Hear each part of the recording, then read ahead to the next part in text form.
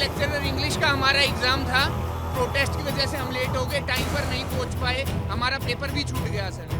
इतनी भयावह स्थिति हो जाएगी लोगों ने सोचा नहीं था। किसी को हॉस्पिटल जाना था वो लेट पहुंच रहा है, किसी को अपने रिलेटिव को एयरपोर्ट छोड़ने जाना था वो पहुंच नहीं पा रहा है, किसी को यहां से होते हुए सराय काले खां पहुंचना था उसकी ट्रेन छूट गई। और मौजूद हूं उन तस्वीरों से बिल्कुल इतर तस्वीरें दिखाता हूं।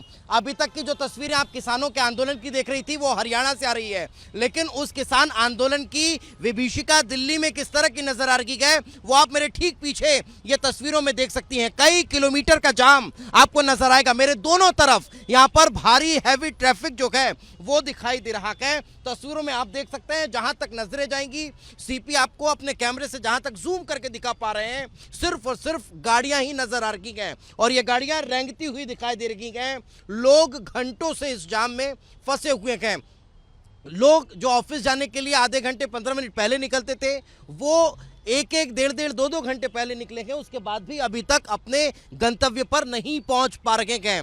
दूसरी तरफ जो अभी आपको सीपी तस्वीरें दिखा रहे हैं वो गाजियाबाद की तरफ ट्रैफिक जा रहा है, वो पूरी तरह से खुला हुआ है, आसानी से लोग वहां मूव कर पा रहे हैं। लेकिन जिन लोगों को दिल्ली के लिए मूव करना है उन्हें भारी ट्रैफिक का सामना करना पड़ रहा है। वो इन तस्वीरों में आप देख सकते हैं। कई किलोमीटर लंबा जैम जो है वो यहाँ पर नजर आ रहा है। जिधर तक आपकी नजरें जाएंगी, जहां तक आपको कैमरे के एंगल से देखने को मिलेगा सिर्फ और सिर्फ गाड़ियां नजर आएंगी। यहां पर अभी कई लोगों से हमारी बातचीत हुई तो किसी के पेपर छूट रखे गए, किसी को ऑफिस से डांट पिट रखी गए, कोई ऑफिस समय पर नहीं पहुंच पा रहा है। इस तरह की स्थितियां हैं। मैं रियलिटी बता रहा हूं, यही वजह है कि इस तरह के शब्दों का इस्तेमाल कर रहा हूं, क्योंकि ये लोगों का कहना था कि हमें भारी परेशानियों का सामना करना पड़ रहा है।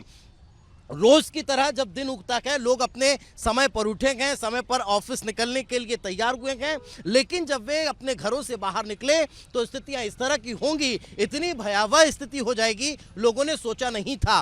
किसी को हॉस्पिटल जाना था वो लेट पहुंच रहा है, किसी को अपने रिलेटिव को एयरपोर्ट छोड़ने जाना था वो पहुंच नहीं पा रहा है, किसी को यहाँ से होते हुए सराय काले खां पहुंचना था उसकी ट्रेन छूट गई, किसी के जो एग्जाम था पेपर था वो अपने सेंटर पर नहीं पहुंच पाया, उसकी वजह से उसे भारी परेशानी का सामना करना पड़ा है। यह स्थिति मोनिका आज रियलिटी में नजर आ रही है। जी, इंग्लिश का लेक्चरर इंग्लिश का हमारा एग्जाम था। प्रोटेस्ट की वजह से हम लेट हो गए, टाइम पर नहीं पहुंच पाए, हमारा पेपर भी छूट गया सर। पेपर छूट गया? हाँ जी सर। ऐसे कितनी देर पहले निकले थे? हम सुबह निकले थे 6:30 बजे घर से, हम पहुंच नहीं पाए, हम 8:45 बजे सेंटर पहुंचे हैं। कहाँ से आ रहे हैं आप लोग? सोनीपत से। एग्जाम देने के लिए निकले थे? एग्जाम देने के लिए निकले थे, पहुंच नहीं पाए हैं, वापस आना पड़ा है। तो ये देखिए ये इनका एडमिट कार्ड है जो एग्जाम देने के लिए निकले हुए थे, लेकिन उनका पेपर जो है वो छूट गया है। सेंटर पहुंचे, उस सेंटर पे पहुंचने के बाद जब उन्होंने देखा तो टाइम बहुत ज्यादा हो गया था, उन्हें सेंटर में अंदर नहीं जाने दिया। 2 मिनट का डिले हुआ है, 2 मिनट का, 3 मिनट का, लगभग 56 कैंडिडेट अब भी वहाँ खड़े हुए। ये एक सेंटर की बात है, ऐसे पता नहीं कितने सेंटर होंगे जो आज बच्चे पेपर देने के लिए गए। आपको अंदर नहीं जाने दिया। पीजीटी इंग्लिश का एग्जाम था हमारा, लेकिन हमें जाने नहीं दिया गया। तो हम 5 मिनट लेट हुए हम और हमारा एग्जाम जो है वो नहीं दे पाए हम। 5 मिनट लेट। तो ये सर लास्ट अपॉर्चुनिटी थी हमारे लिए। अब आप लोगों के जरिए हम एक रिक्वेस्ट कर सकते हैं कि इस पेपर को रीशेड्यूल करा दिया जाए। नहीं तो ये सफर करना पड़ रहा है, कैंडिडेट्स को सफर करना पड़ रहा है। DSSS भी इस बात को मानने के लिए तैयार नहीं है कि मतलब इसमें हमारा फॉल्ट है। जब उनको पता था कि आज प्रोटेस्ट हो रहा है तो हो सकता था इस पेपर को रीशेड्यूल वो पहले ही कर देते, कि ऐसे पता नहीं सर कितने कैंडिडेट होंगे जो अपने भविष्य को लटका कर यहाँ आए और समय पर। क्या लग रहा है और कितने स्टूडेंट्स का पेपर छूटा होगा? सर मेरा लास्ट चांस था सर, आज लास्ट चांस था एग्जाम का सर मेरे। Last chance? यस सर, इसका मेरे को बहुत ज्यादा दुख हो रहा है। भविष्य खतरे में आ गया है। बिल्कुल आप सर। लोग कहाँ के रहने वाले हैं? सोनीपत से सर। ये भाई यहाँ से पीछे ये जीम से क्या कहना चाहेंगे किसानों के प्रोटेस्ट को लेकर? आप क्या सोचते हैं? क्योंकि आप तो किसान के पुत्र हैं। सर किसान पुत्र हैं, जो मांगे हैं वो जायज मांगे हैं, मान लेनी चाहिए सर, सरकार को कुछ करना चाहिए।